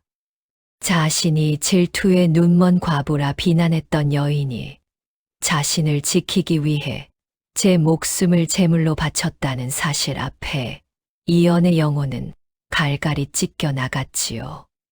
이연은 매서운 눈빛으로 도망치려던 매향을 보았습니다. 그는 곁에 있던 은장도를 날려 그녀의 옷자락을 벽에 박아버렸습니다. 내 년이 감히 내 예정인의 얼굴을 하고 내 아내를 죽였구나. 사또 이연은 매향의 목을 움켜쥐고 물었습니다. 누가 시켰더냐? 너의 배후가 누구란 말이냐? 사또 살려주시옵소서. 소첩은 죄가 없나이다. 조 판관에게 팔려가 저는 그 뜻에 따라 했을 뿐이외다.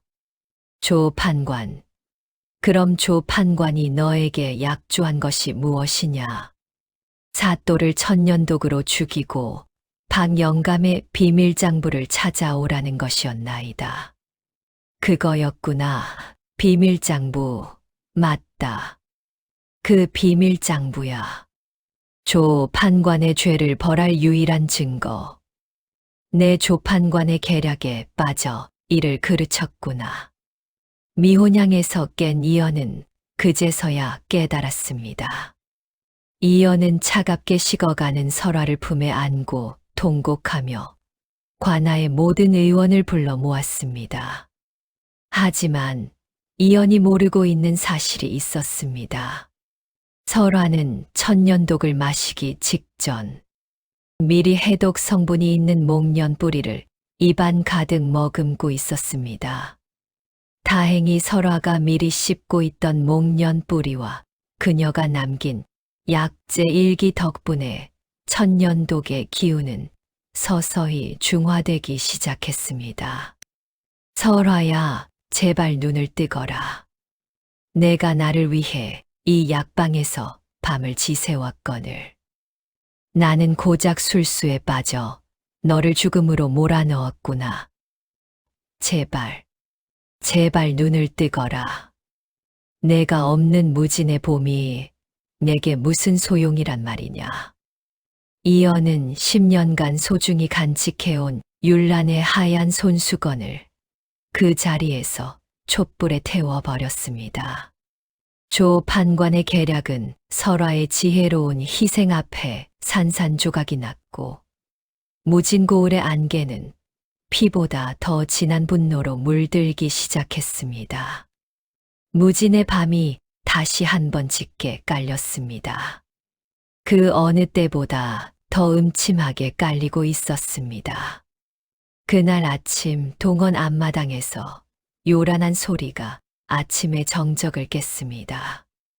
죄인 이연은 오라를 받아라. 어서 당장 나오지 못할까.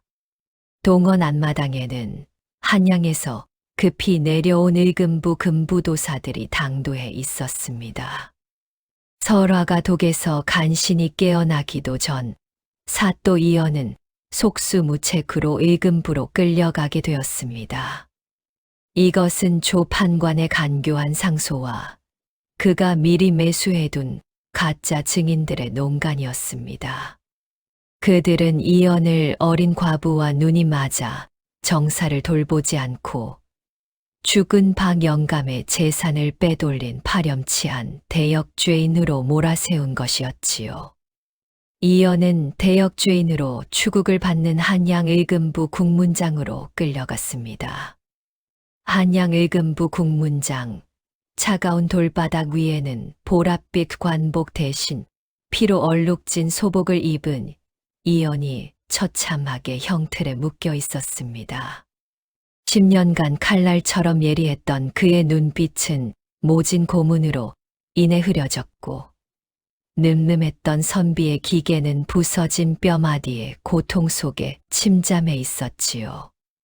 이연, 내 이놈, 내 놈이 과부 설화와 공모하여 박 영감의 재산을 가로채고 그 자금으로 도성의 대감들을 매수하려 한 죄를 인정하느냐. 조 판관의 사주를 받은 신문관이 시뻘겋게 달궈진 인두를 이연의 가슴팍에 들이대며 물었습니다. 얼마 전 설화의 청초한 뺨을 노리던 바로 그 인두였습니다. 이연의 가슴팍에선 살이 타는 지독한 냄새가 국문장에 진동했습니다. 이연은 타들어가는 고통을 참으며 이를 악물었으나 제 몸보다 더 아픈 것은 자신이 구하려 했던 설화마저 죄인의 멍에를 지게 되었다는 자괴감이었습니다. 그러나 국문장 그 어디에도 설화는 보이지 않았습니다. 보이지 않아서 다행이었고 동시에 보이지 않아서 미칠 듯이 걱정이 되었지요. 도사, 양반, 내 목숨을 가져가되 죄 없는 여인만은 결코 건드리지 마시오. 모두 내가 짠 연극이요. 과부 여인은 일체 모르는 일이요. 이연의 목소리는 끊어질 듯 가냘픈 실바람 같았습니다. 사방은 이연을 욕하는 군중과 그를 비웃는 간신들의 조소로 가득했습니다. 드디어 임금의 엄한 교지가 내려왔습니다. 반상의 법도를 어긴 이연에게 사약을 내려 그 죄를 묻노라. 5, 7이 된 검은 소반 위에 죽음의 연기를 피워 올리는 독약 사발이 이연의 앞에 놓였습니다. 설화야, 내가 나 대신 독약을 먹게 했으니 그 벌을 내가 지금 받는구나. 다 내 잘못이니 원망도 후회도 없다. 이연의 입술에 사약 사발이 차갑게 닿으려는 그 절체절명의 순간이었습니다. 멈추시오. 박영감을 독살한 진짜 범인 설화가 여기 있나이다. 국문장의 무거운 침묵을 가르고 나타난 이는 서슬퍼런 기계를 품은 설화였습니다. 그녀는 더 이상 며칠 전 국문장에서 떨고 있던 연약한 어린 과부가 아니었습니다. 설화는 호위 무사들의 칼날을 뚫고 국문장 한가운데로 당당히 걸어 들어왔습니다. 조 판관이 당황하여 소리쳤습니다. 저 년도 같은 공범이다. 저 년도 당장 잡아 가두어라. 하지만 금부도사들이 달려들어도 설화는 눈 하나 깜짝하지 않았습니다. 마침 국문장 근처를 거닐던 임금이 여인의 서슬퍼런 외침에 이끌려 나타났습니다. 그리고 설화의 몸을 거칠게 잡아채는 금부도사에게 임금이 명했습니다. 그녀를 가만두어라. 내 친기 저 과부를 국문하겠다. 그러자 설화는 품 안에서 묵직한 서류들을 꺼내 임금을 향해 높이 올렸습니다. 그것은 박영감 밑에서 쇠전부를 관리하며 그녀가 직접 기록하고 갈무리해온 조 판관의 대역죄 장부 원본이었습니다. 전하, 사또 이연은 역적이 아니라 이 나라의 법도를 비루하게 만든 조 판관의 탐욕을 홀로 막아선 유일한 충신이옵니다. 여기 이 장부를 똑똑히 보소서. 임금과 눈이 마주친 설화는 오로지 이연을 살리겠다는 신념으로 꼿꼿이 서서 말했습니다. 조 판관이 박영감의 재산을 가로채기 위해 맏아들 진태를 사주하여 아버지를 죽이게 한정황과 그 대가로 도성의 관리들에게 바친 뇌물 목록이 낱낱이 기록되어 있나이다. 설화는 박영감에게 배운 명민한 셈법으로 소리쳤습니다. 그녀의 목소리는 국문장 구석구석을 찌르는 날카로운 칼날 같았지요. 임금도 그런 그녀의 행동과 언행에 집중했습니다. 조 판관은 박영감에게서 막대한 빚을 얻기도 했지만 조 판관이 가로챈 백성들의 논밭이 수만 평이요. 그가 아편을 몰래 재배해 벌어들인 은전이 국고의 1년 소출과 맞먹사옵니다. 이 모든 숫자가 조금이라도 거짓이라면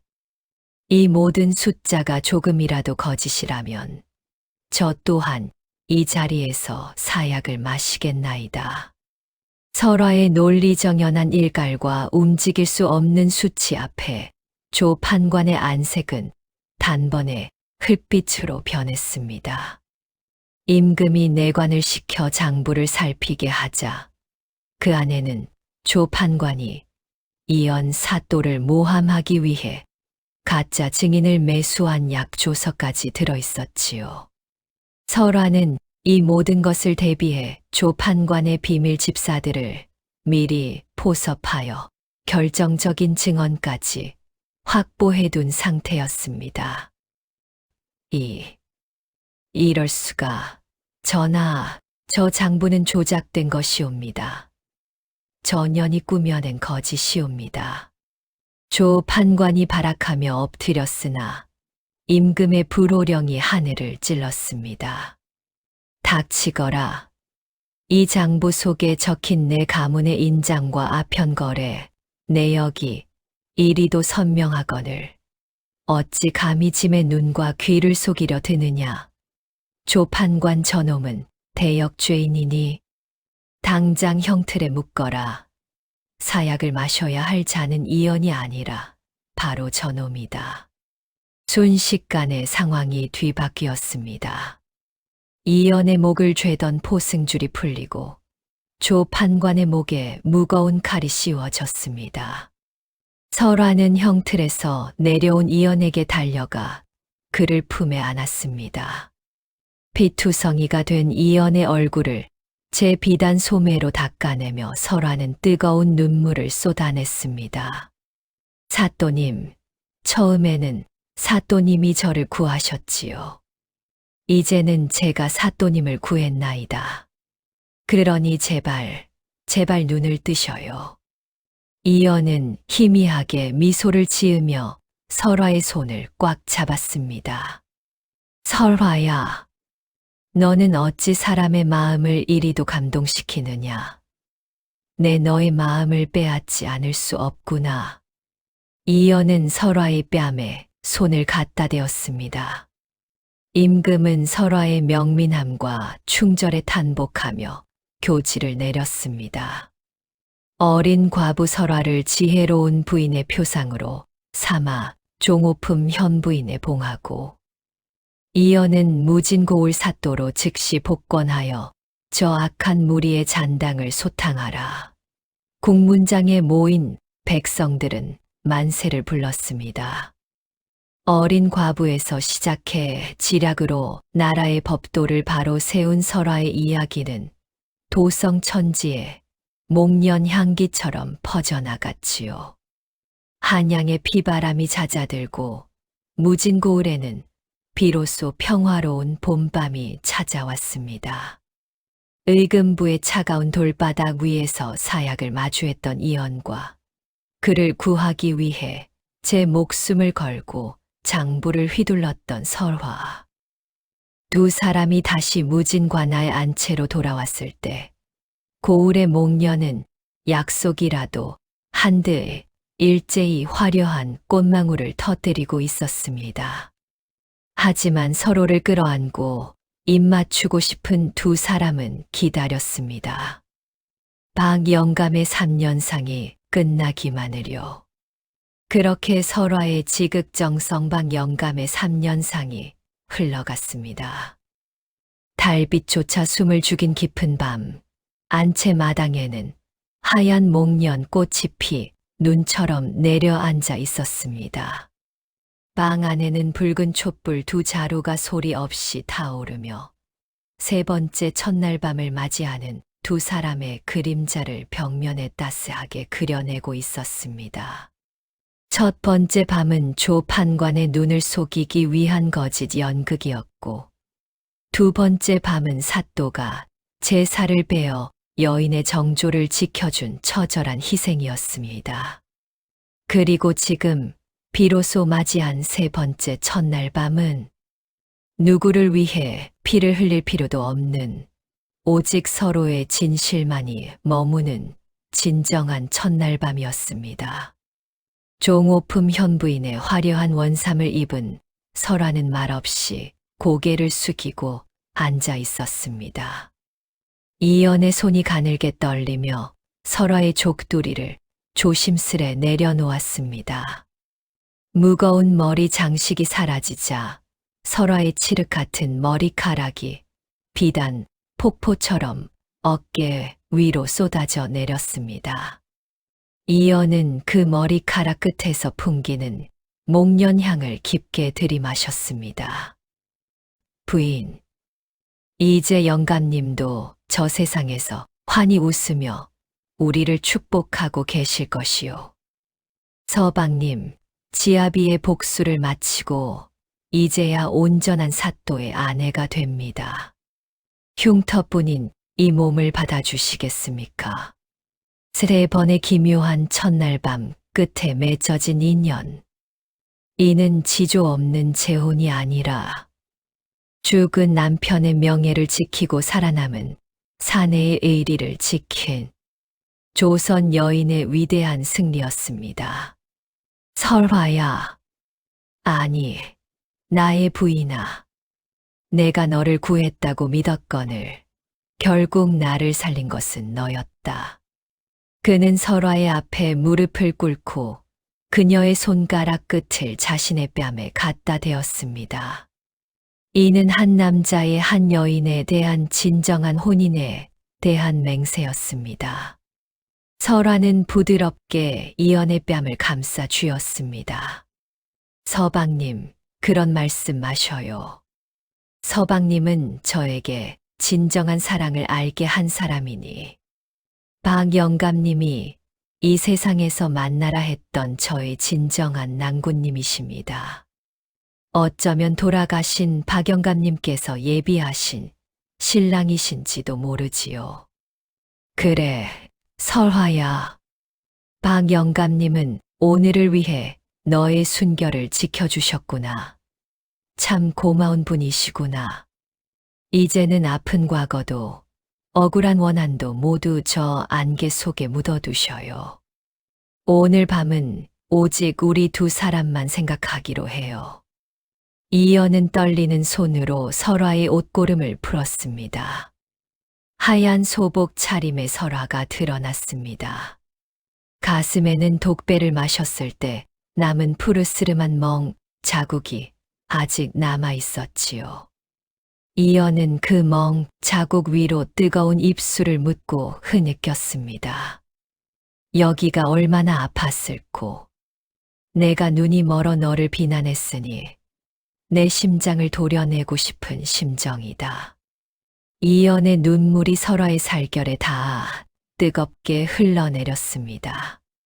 설화는 이연의 머리를 가만히 안아주며 그의 바지춤을 걷어 올렸습니다. 거기에는 스스로 찔렀던 허벅지의 흉터와 모진 고문의 흔적이 뒤섞여 있었지요. 설화는 그 상처들을 하나하나 손가락으로 어루만졌습니다. 서방님, 아파하지 마셔요.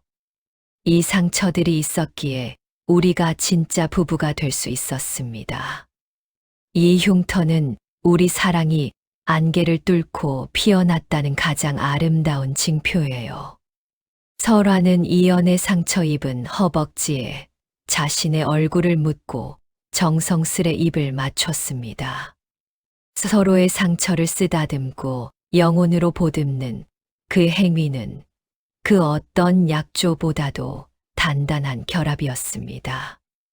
이연은 설화를 번쩍 들어 요 위로 조심스레 눕혔습니다. 촛불이 꺼지고 창호지 문 너머로 스며든 달빛만이 두 사람을 옥처럼 빛나게 했습니다.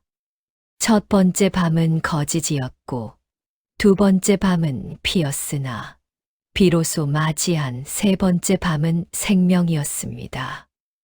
두 사람은 서로의 흉터를 문지르며 지난 세월의 고통을 씻어냈습니다. 밤이 깊어 갈수록 두 사람의 심장 소리는 하나로 포개졌습니다. 밖에서는 봄바람에 실려온 목련 꽃잎들이 축복처럼 창문에 부딪혔습니다. 무진의 안개는 이제 사람의 눈을 가리는 도끼가 아니라 두 사람의 행복을 포근하게 감싸 안는 이불이 되어 고요히 내려앉았습니다. 10년의 안개를 뚫고 온 사랑은 그렇게 무진의 봄볕 아래 활짝 피어났습니다. 서방님, 이 흉터는 우리 사랑이 안개를 뚫고 피어났다는 가장 아름다운 징표예요. 모진 고통과 억울한 누명 속에서도 서로의 상처를 영혼으로 보듬었던 설화와 이연삿도. 두 사람의 뜨거운 진심이 있었기에 무진 고울의 시린 안개는 거치고 마침내 따스한 봄볕이 찾아왔습니다. 지아비는 제사를 베어 여인의 꽃다운 이름을 지켰고 여인은 제 목숨을 걸고 지아비의 명주를 구했으니 이것이야말로 하늘이 점지해준 진정한 인연이 아니었을까요? 오늘 들려드린 이 기막힌 사연이 여러분의 마음에도 작은 울림이 되셨는지요?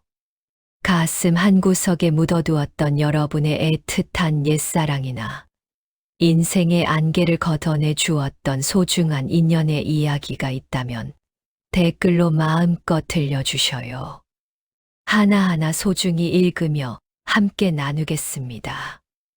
오늘 이야기가 유익하고 흥미로우셨다면 구독과 좋아요, 알림 설정 한 번씩 꼭 부탁드립니다. 여러분의 따뜻한 응원은 제가 더 깊고 감동적인 사연을 찾아오는데 큰 힘이 됩니다.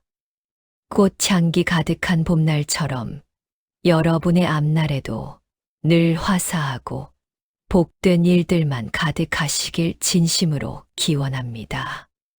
저는 다음 이 시간에 더 절절하고 기막힌 조선 야담으로 다시 찾아뵙겠습니다.